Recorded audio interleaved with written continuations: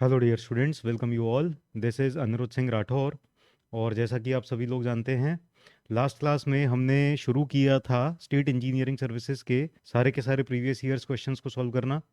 तो soil mechanics के state engineering services previous years questions हम डिस्कस कर रहे थे। तो इसी सीरीज़ को आगे बढ़ाते हैं। पिछली क्लास में हमने 1 से लेकर 30 क्वेश्चंस डिस्कस किए थे।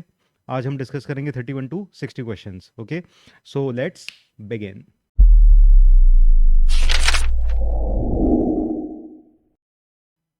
तो 31st क्वेश्चन आपकी स्क्रीन पर, sedimentary deposits consisting of alternate thin layers of silt and clay are called as। तो सेडिमेंट्री डिपॉजिट्स हैं, अल्टरनेट थिन लेयर्स हैं, पतली पतली लेयर्स हैं सिल्ट और क्ले की, इन्हें कहते हैं हम वार्ब्ड क्लेज। वार्ब्ड क्लेज, सो वार्ब्ड क्लेज कुछ इस तरह की दिखाई देंगी। अल्टरनेट लेयर्स होंगी सिल्ट की, क्ले की, और यूजुअली इनकी थिकनेस 1 सेंटीमीटर से कम रहती है। So thickness will be usually less than 1 centimetre, less than equal to 1 centimetre के आसपास। और ये डिपॉजिट होती हैं लेक के बेड में, जहाँ पर लेक्स का लेवल ऊपर या नीचे कॉन्स्टेंटली चेंज होता रहता है। बहुत लंबे टाइम तक कोई एक लेवल, फिर बहुत लंबे टाइम तक कोई दूसरा लेवल, इस तरह से लेवल चेंज होता रहता है। तो इस तरह की लेक्स में इस तरह के डिपॉजिट्स देखने को मिलते हैं। ठीक है, तो करेक्ट आंसर हो गया वार्ब्ड क्लेस। नेक्स्ट क्वेश्चन पे चलते हैं। Next question, black cotton soil is a product of decomposition of. तो ब्लैक कॉटन सॉइल बनता है बसाल्ट रॉक के डिकम्पोजिशन से। तो ये इंपॉर्टेंट है, आपको याद रखना चाहिए। और ब्लैक कॉटन सॉइल पे बहुत सारे क्वेश्चंस आते रहते हैं। काफ़ी इनफेमस सॉइल है सिविल इंजीनियरिंग के पर्सपेक्टिव में, क्योंकि यहाँ पर फुटिंग्स में बहुत सारे चैलेंजेस देखने को मिलते हैं अगर फुटिंग्स हम ब्लैक कॉटन सॉइल के अंदर बना रहे हैं। तो आपको पता होना चाहिए इसके बारे में। This is because of basalt rock. Basalt rock के डिकम्पोजिशन से बनता है black cotton soil. Next question पे चलते हैं। Which of the following is a property of black cotton soil. तो it does not retain moisture, it swells excessively when wet and shrinks excessively when dry, it becomes soft when dry, it is very rocky। Okay, which of the following is a property of black cotton soil.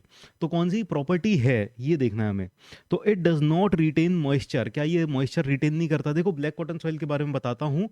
Black cotton soil जब dry होता है, दो dry state में ये काफ़ी ज़्यादा hard होता है और इसके अंदर मॉइस्चर नहीं होता, और ये काफ़ी ज़्यादा श्रिंक कर जाता है, बहुत ज़्यादा श्रिंक कर जाता है। तो ड्राई स्टेट में ये कुछ ऐसा हो जाएगा, श्रिंक कर जाएगा और काफ़ी ज़्यादा हार्ड होगा। अगर आप इसके ऊपर चलोगे तो इसकी स्ट्रेंथ ठीक ठाक रहती, काफ़ी अच्छी स्ट्रेंथ रहती है।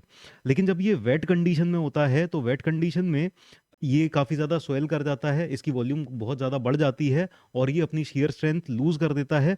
और आप देख सकते हो यहाँ पर जितना जितना ये वेट है सॉइल, वहाँ पर अगर आप पैर रखोगे तो पूरा का पूरा पैर धंस जाएगा। तो ये इस तरह की प्रॉपर्टी होती है ब्लैक कॉटन सॉइल की। तो पानी पड़ने पे ही ये काफ़ी ज़्यादा स्वेल हो जाता है। तो क्या ये मॉइस्चर रिटेन नहीं करता? नहीं, ये काफ़ी ज़्यादा मॉइस्चर रिटेन करता है। तो पहला स्टेटमेंट हो गया गलत। सेकंड स्टेटमेंट देखते हैं। It swells excessively when wet, बिल्कुल सही है। It swells excessively when wet and shrinks excessively when dry. तो जब ये ड्राई होता है तो काफ़ी ज़्यादा श्रिंक कर जाता है। तो option B is correct. It becomes soft when dry, तो हम देख चुके हैं। इट बिकम्स हार्ड, काफ़ी ज़्यादा हार्ड बन जाता है जब ये ड्राई होता है। So it becomes hard when dry, तो ये भी गलत हो गया। And it is very Rocky, आप देख सकते हो ये बिल्कुल भी रॉकी नहीं है, नॉट रॉकी एट ऑल। ठीक है, तो करेक्ट आंसर इज बी। अगले क्वेश्चन पे चलते हैं। Drilling mud is usually a mixture of. देखो, ड्रिलिंग ऑपरेशंस करने के लिए ना हम एक स्लरी टाइप का तैयार करते हैं, जिसमें हम एक क्ले को मिक्स करते हैं वाटर के साथ। क्ले और वाटर के साथ मिक्स करके जो फिर स्लरी अंदर पोर करते हैं और ड्रिलिंग ऑपरेशन कंटिन्यू करते हैं।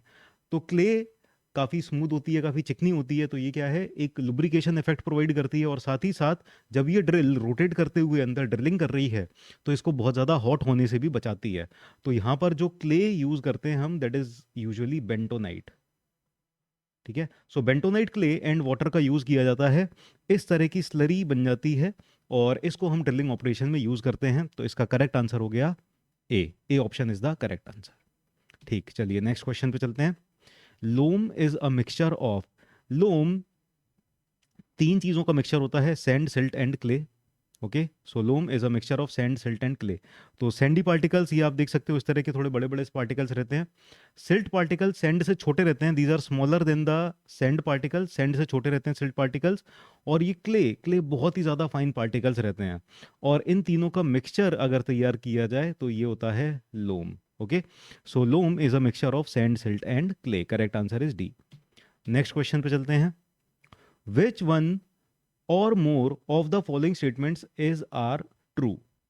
तो सबसे पहला statement, presence of organic matter in a soil decreases the bearing capacity of soil. Soil के अंदर ऑर्गेनिक मैटर कहाँ से आएगा? ऑर्गेनिक मैटर होगा कोई एनिमल्स मर गए हैं, या टूटे हुए पत्ते हैं, टहनियाँ हैं। तो प्लांट्स के जो टूटे हुए पार्ट्स हैं, रूट्स हैं, या फिर एनिमल की डेड बॉडीज हैं, इनसे ऑर्गेनिक मैटर सॉइल को मिलता है। तो ये काफ़ी ज़्यादा सॉफ्ट होते हैं और इनसे सॉइल की बियरिंग कैपेसिटी कम हो जाती है। तो presence of organic matter in a soil decreases the bearing capacity of soil, बिल्कुल सही है। तो option A is correct. Option B देखते हैं, clays are more porous than sands. Porous का मतलब होगा जितने ज़्यादा नंबर ऑफ वॉइड्स होंगे उतना ही ज़्यादा पोरस होगा कोई भी सॉइल। तो number of voids in clays are more, number of voids कहें तो टोटल वॉल्यूम ऑफ वॉइड्स, तो total volume of voids in clays are more than sands. तो जब वॉल्यूम ऑफ वॉइड ज़्यादा है क्ले के अंदर तो डेफिनेटली ये पोरस भी ज़्यादा होंगे, तो ये भी सही है। Aluminous cement is used for foundation in soils with chemical deposits. तो देखो एल्यूमिनस सॉइल ऐसी, एल्यूमिनस सीमेंट ऐसी होती है जिस जो ज़्यादा केमिकल रेजिस्टेंट है। और तो अगर सॉइल के अंदर केमिकल्स हैं ज़्यादा तो वहाँ पर यूज़ कर सकते हैं। जब कोल्ड क्लाइमेट में हमें ज़्यादा रैपिड स्ट्रेंथ चाहिए तब हम एल्यूमिनस सीमेंट का यूज़ कर सकते हैं। और जब हाई टेम्परेचर पे भी स्ट्रेंथ की रिक्वायरमेंट होती है, ऐसी कंडीशन में भी हम एल्यूमिनस सीमेंट का यूज़ कर सकते हैं। तो एल्यूमिनस सीमेंट का यूज़ कहाँ कहाँ पर होगा? कोल्ड क्लाइमेट में जब हमें रैपिड गेन ऑफ स्ट्रेंथ चाहिए, रैपिड गेन ऑफ स्ट्रेंथ, या फिर हमारी सीमेंट या cement concrete is exposed to chemical environment, या केमिकल्स, केमिकल्स जैसे कि सीवर्स में होगा, या फिर केमिकली एक्टिव सॉइल्स में होगा, या फिर हाई टेम्परेचर पे स्ट्रेंथ चाहिए, तो strength is required at high temperature. तो वहां पर भी हम एल्यूमिनस सीमेंट का यूज कर सकते हैं। तो ऑप्शन सी भी करेक्ट हो गया। So option C is also correct, so correct answer. तो all of these statements are true, correct answer हो जाएगा हमारे पास D. D option will be the correct answer. ठीक है, तो फाइनली हम डी ऑप्शन को करेक्ट मान लेंगे। तो ये एप्लीकेशन है एल्यूमिनस सीमेंट की, तो जो जो मैंने एप्लीकेशन बताई थी यही यहाँ पर लिखे हुए हैं। अगर आपको नोट डाउन करना है तो वीडियो पॉज करके आप लिख सकते हो इनको। ठीक है, आगे चलते हैं। For fully saturated soil the degree of saturation is. तो अगर सॉइल पूरी तरह से फुली सेचुरेटेड है तो डिग्री ऑफ सेचुरेशन क्या होगा? अगर सॉइल पूरी तरह से सेचुरेटेड है यानी सारी की सारी voids are filled with water, and in that case fully saturated soil में degree of saturation is 1। Okay, correct answer is B. अगले सॉइल पे चलते हैं। Soil sample has a porosity of 30%, calculate the void ratio. तो यहाँ पर अगर हम वॉइड रेशियो और पोरोसिटी के बीच का रिलेशनशिप देखें तो this is the relationship, E is equal to n upon 1 minus n। So where n is the porosity and E is the void ratio. E is the void ratio, so void ratio आ जाएगा 30% दिया है तो हम इसको decimal के form में लिख लेंगे 0.3, और यहाँ पर नीचे आ जाएगा 1 minus 0.3, so this will come out to be 0.3 by 0.7। तो हमारे पास वॉइड रेशियो आ जाएगा 0.3 by 0.7, answer will be 0.428। Correct answer will be C. ठीक है, 0.428 will be the correct answer. चलिए अगले क्वेश्चन पे चलते हैं। Void ratio of soil is the ratio of. तो देखो अगर हम थ्री फेज डायग्राम बनाते हैं, हाँ यहाँ पर बना हुआ है three phase diagram. Three phase diagram अगर हम बनाते हैं किसी भी सॉइल का, तो यहाँ पर ये हो गया वॉल्यूम ऑफ एयर, ये हो गया वॉल्यूम ऑफ वाटर, और ये हो गया वॉल्यूम ऑफ सॉलिड्स। एयर और वाटर ये आए हैं टोटल वॉल्यूम ऑफ वॉइड्स के अंदर। So volume of voids will be equal to volume of air plus volume of water. Okay, so void ratio will be equal to volume of voids divided by volume of solids. तो किसी भी soil के अंदर total volume of voids कितना है उसको अगर हम वॉल्यूम ऑफ सॉलिड से डिवाइड कर देंगे तो हमें वॉइड रेशियो मिल जाएगा। So void ratio is the ratio of volume of voids to the volume of soil solids. बिल्कुल सही है, correct answer is option A. चलिए नेक्स्ट क्वेश्चन पे चलते हैं। Degree of saturation of a soil mass is expressed in terms of volume of water and volume of voids as. तो देखो degree of saturation का मतलब क्या होता है कि ये जो टोटल वॉइड्स हैं वॉइड्स, कुछ वॉइड्स एयर से फिल्ड होंगी, कुछ वॉइड्स वाटर से फिल्ड होंगी। अगर सारी की सारी वॉइड्स वाटर से फिल्ड हो जाएंगी तो हम कहेंगे डिग्री ऑफ सेचुरेशन इज 1। और अगर सारी की सारी वॉइड्स वाटर से फिल्ड नहीं है, कुछ वॉइड्स वाटर से फिल्ड हैं और कुछ वॉइड्स में एयर भी हैं, तो वो degree of saturation less than 1 होगा। सो डिग्री ऑफ सेचुरेशन को हम ऐसे डिफाइन करते हैं, degree of saturation volume of water divided by volume of voids. ठीक है, और इसको यूजुअली हम परसेंटेज में रिप्रेजेंट करते हैं, तो हम 100 से मल्टीप्लाई कर देंगे। सो ये हो जाएगा degree of saturation. So degree of saturation will be volume of water divided by volume of voids into 100। Correct option will be B. ठीक है, क्लियर है? मेरे ख्याल से सबको क्लियर है यहाँ तक। अगले क्वेश्चन पे चलते हैं। Which of the following gives the correct decreasing order of densities of soil sample. Okay, तो सॉइल सैंपल है, फिर से थ्री फेज डायग्राम की हेल्प से हम समझने की कोशिश करते हैं। तो यहाँ पर सॉलिड्स हैं, यहाँ पर वाटर है, और ये पोर्शन एयर का है। ओके, देखो सॉइल सॉलिड्स कांस्टेंट हैं, और इस फेज डायग्राम में अगर हम वाटर को रिड्यूस करते जाएं तो क्या होगा, इसकी ओवरऑल डेंसिटी या overall weight per unit volume कम होता जाएगा। तो अगर ओवरऑल वेट कम होता जाएगा धीरे धीरे वाटर कंटेंट कम होने के साथ, तो ड्राई डेंसिटी कम होगी। तो इसका मतलब है gamma D will be less than what, अगर थोड़ा बहुत वाटर है तो उसके वो हम कहेंगे बल्क डेंसिटी या वेट गामा, है ना। बल्क डेंसिटी को हम वेट वेट सॉइल भी कह सकते हैं। वेट सॉइल का मतलब ये है कि पूरी तरह से ड्राई नहीं है और पूरी तरह से सेचुरेटेड भी नहीं है। और इसी तरह से अगर वाटर इसमें पूरा का पूरा भरता जाएगा और एयर पूरी हट जाएगी तो इसका वेट और ज़्यादा बढ़ जाएगा। तो जब ये पूरी तरह से सेचुरेटेड हो जाएगा तो सेचुरेटेड यूनिट वेट सबसे ज़्यादा होगा। तो सबसे ज़्यादा सेचुरेटेड यूनिट वेट, फिर वेट सॉइल का वेट, और फिर ड्राई सॉइल का वेट, और फिर यहाँ पर एक और दिया है सबमर्ज। तो गामा सबमर्ज होता है gamma saturated minus gamma W, और ये ऑलमोस्ट गामा सेचुरेटेड का हाफ आ जाता है। तो सबसे ज़्यादा लोएस्ट वैल्यू होगी गामा सबमर्ज्ड की, क्योंकि यहाँ पर बायोएनसी 4 सेट कर रही है, इसलिए gamma sat minus gamma W. Okay, so last will be gamma submerged. तो सबसे ज़्यादा वेट होगा सेचुरेटेड का, फिर उसके बाद वेट का, फिर ड्राई का, फिर सबमर्ज का। तो correct answer will be C, decreasing order of unit weight यहाँ से मिल जाएगा। ओके, सो नेक्स्ट क्वेश्चन पे चलते हैं। If the void ratio of a given soil sample is 0.77 then porosity is. तो हमने देखा था वॉइड रेशियो होता है n/1 - n, पर यहाँ पर हमें वॉइड रेशियो इज गिवन और पोरोसिटी फाइंड करना है। तो एक और रिलेशनशिप है इन दोनों को रिलेट करते हुए, E/1 + E, porosity will be equal to void ratio upon 1 + void ratio. So void ratio is 0.77 divided by 1 + 0.77 हो जाएगा 1.77, एंड पोरोसिटी जनरली हम परसेंटेज के फॉर्म में एक्सप्रेस करते हैं, तो इसको 100 से मल्टीप्लाई कर देंगे। This will come out to be 43.5%। So correct answer will be B, सही आंसर बी हो जाएगा इसका। ठीक है, चलिए अगले क्वेश्चन पे चलते हैं। A soil sample has void ratio of 0.5, so porosity will be close to. इसको ना दो तरीके से करते हैं, एक तो फॉर्मूले से भी करेंगे और एक फेज डायग्राम से भी करेंगे। ठीक है, तो दोनों तरीके से सॉल्व करके देखते हैं इसको। तो वॉइड रेशियो अगर 0.5 है तो पोरोसिटी कितना होगा, porosity will be equal to E/1 + E। So E is 0.5 और 1 + E हो जाएगा 1.5, ये हो जाएगा 1/3। 1/3 का मतलब हो जाएगा 33%। ठीक है, तो ये करेक्ट आंसर तो बी आ गया। तो ये तो हमने फॉर्मूले से सॉल्व कर लिया। अब एक दूसरे तरीके से सॉल्व करते हैं, हम इसको फेज डायग्राम की हेल्प से भी सॉल्व करेंगे। सो फेज डायग्राम बनाते हैं। सो फेज डायग्राम अगर हम बनाएंगे तो यहाँ पर वॉइड रेशियो 0.5 है। वॉइड रेशियो मतलब void ratio is volume of voids divided by volume of solids. Okay, so void ratio is given as 0.5, so volume of solids is equal to 2 times volume of voids लिख सकते हैं, 2 times volume of voids, right. तो अगर हम मान लें कि volume of voids is 1 unit, 1 unit, तो वॉल्यूम ऑफ सॉलिड्स हो जाएगा 2 यूनिट्स, 2 यूनिट्स। ओके, तो एक मिनट, इस लाइन को हटाएं, और हम अगर यहाँ पर ये रहा वॉल्यूम ऑफ वॉइड्स, ये हो जाएगा 1 यूनिट, और volume of solids is equal to 2 units. तो बताओ ज़रा टोटल वॉल्यूम कितना हो जाएगा। टोटल वॉल्यूम हो जाएगा 3 यूनिट्स, टोटल वॉल्यूम हो जाएगा 3 यूनिट्स। तो पोरोसिटी हो जाएगा volume of voids divided by total volume. So volume of voids is 1 unit, total volume is 3 units, so 1/3 again it comes out to be 33%। ठीक है, तो चाहे आप इसको फेस डायग्राम से सॉल्व करो, चाहे आप फॉर्मूले से सॉल्व करो, सेम आंसर आएगा। ठीक है, तो चलिए आगे चलते हैं नेक्स्ट क्वेश्चन पे।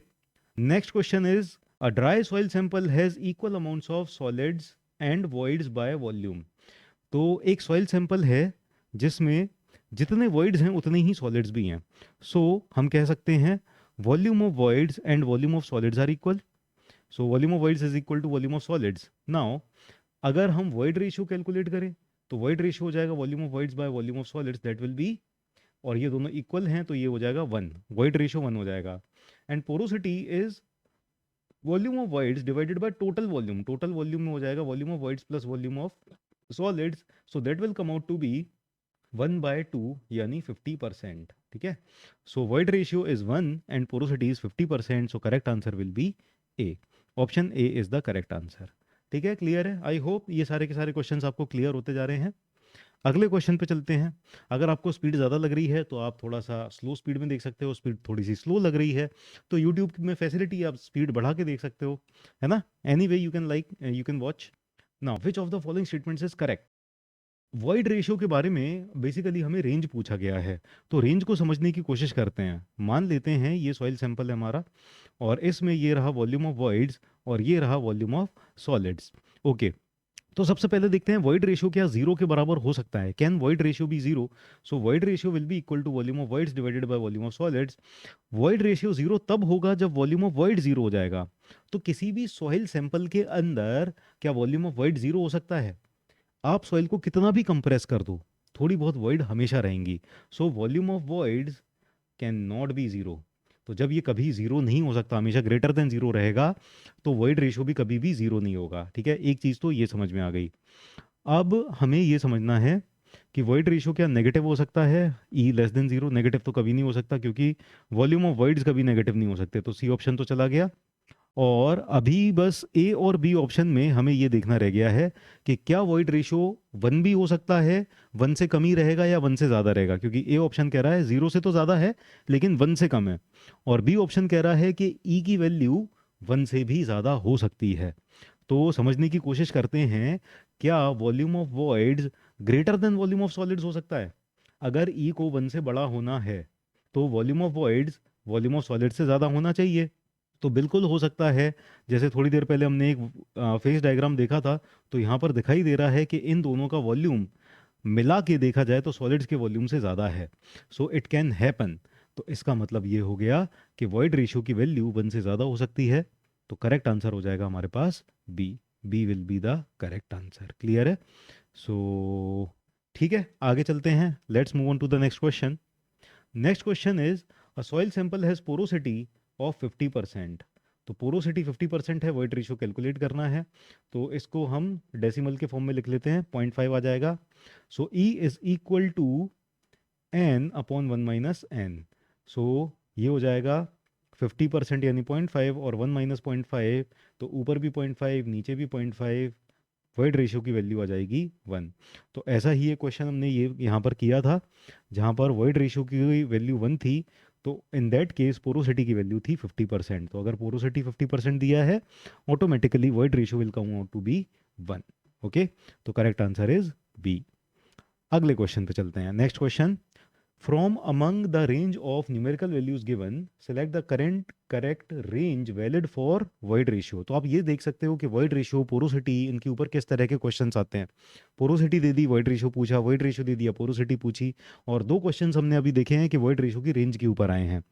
तो अभी अभी हमने रेंज डिस्कस की थी, हमने ये देख लिया था कि वॉइड रेशियो की वैल्यू कभी भी जीरो नहीं हो सकती।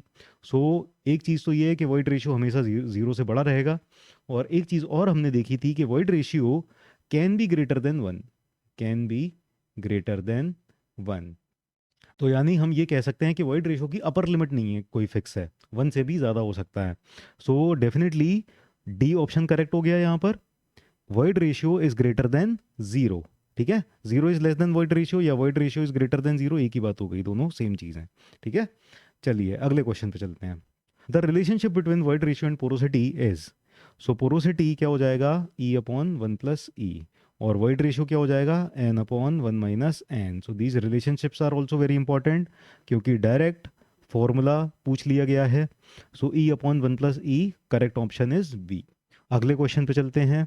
If porosity of a soil sample is 40%, void ratio कितना होगा? So E is equal to N upon 1 minus N. तो पोरोसिटी इज 40% यानी ये 0.4 हो गया।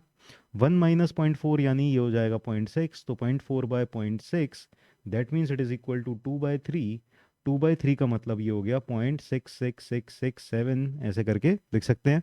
तो यहाँ पर अगर देखा जाए तो नियरेस्ट आंसर है 0.7 बी, लेकिन यहाँ पर एक नन ऑफ दी अबव भी दिया हुआ है। तो नन ऑफ दी अबव दिया हुआ है तो यानी हम चूज करेंगे डी ऑप्शन, क्योंकि कोई भी आंसर मैच नहीं कर रहा।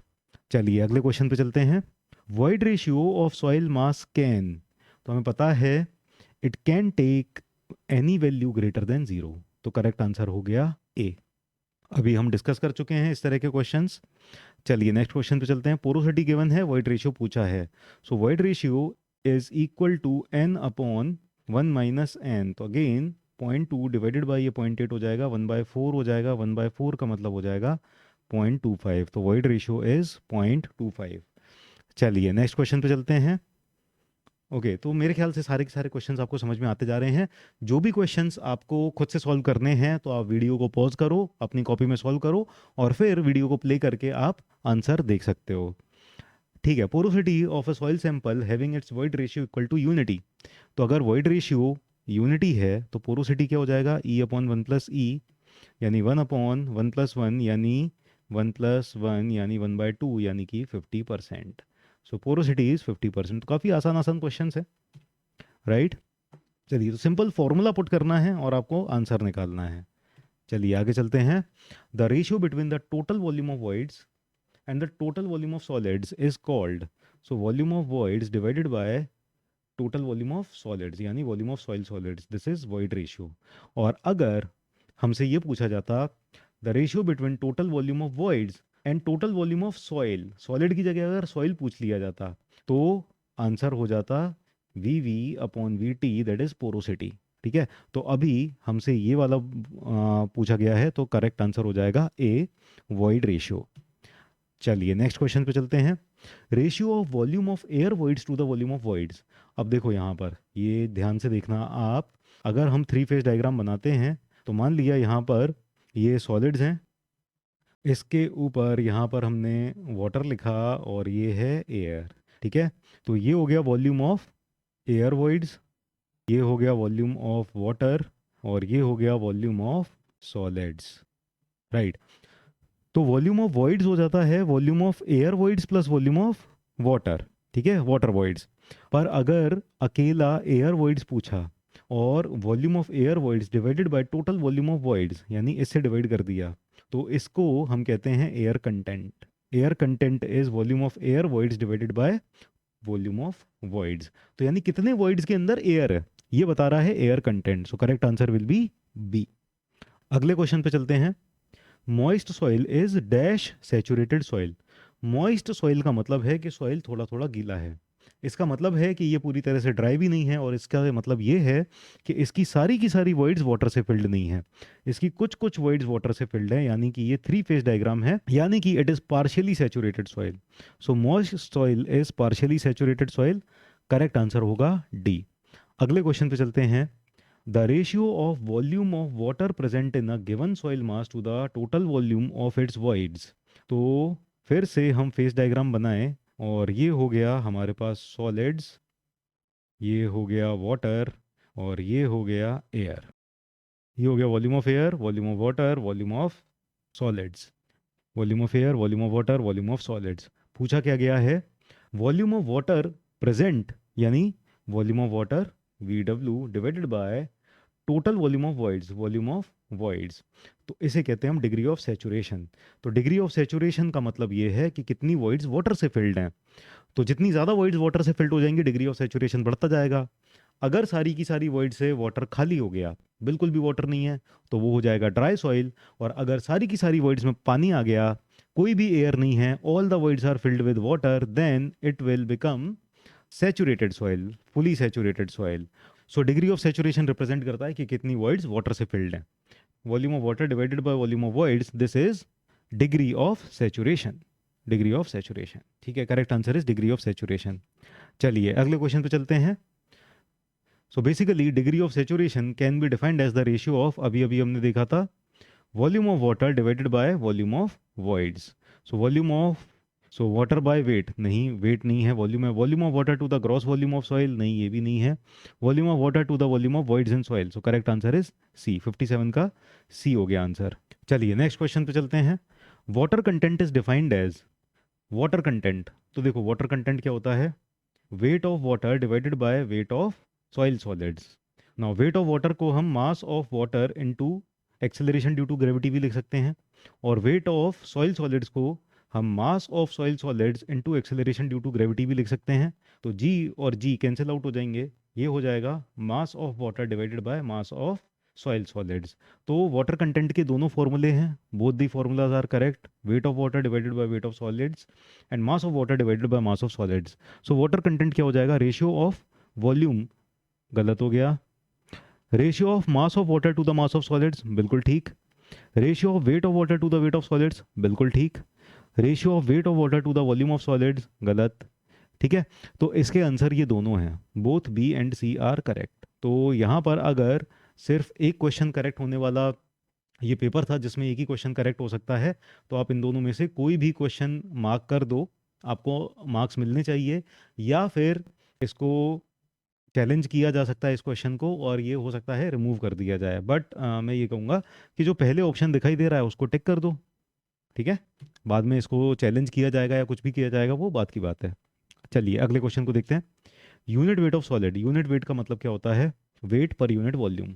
Okay, now weight per unit volume, तो वेट किसका, वेट सॉलिड्स का, और वॉल्यूम भी किसका, सॉलिड्स का। ठीक है, तो 59 का करेक्ट आंसर हो गया A, correct answer is A. चलिए अगले क्वेश्चन पे चलते हैं।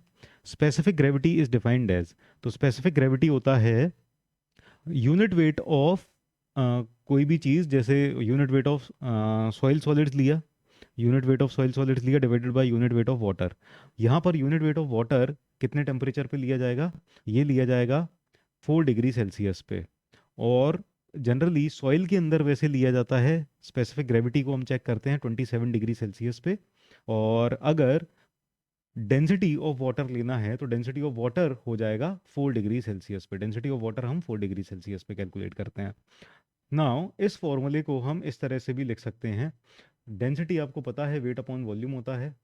ओके, तो अगर इक्वल वॉल्यूम ले लिया जाए दोनों का, सॉइल सॉलिड्स का भी सेम वॉल्यूम और वाटर का भी सेम वॉल्यूम, तो ये फॉर्मूला हो जाएगा WS into volume divided by W into volume. तो ऊपर नीचे से वॉल्यूम वॉल्यूम कैंसिल हो जाएगा अगर हमने सेम वॉल्यूम लिया है। तो इसको हम इस तरह से भी डिफाइन कर सकते हैं, ratio of mass of solid, यहाँ पर हम पिछले क्वेश्चन में जैसे हम मास ऑफ सॉलिड और मास ऑफ वाटर भी देखा था, क्योंकि ये दोनों में एक्सेलरेशन ड्यू टू ग्रेविटी का ही डिफरेंस है। So weight of solid divided by weight of water को हम mass of solid divided by mass of water भी लिख सकते हैं।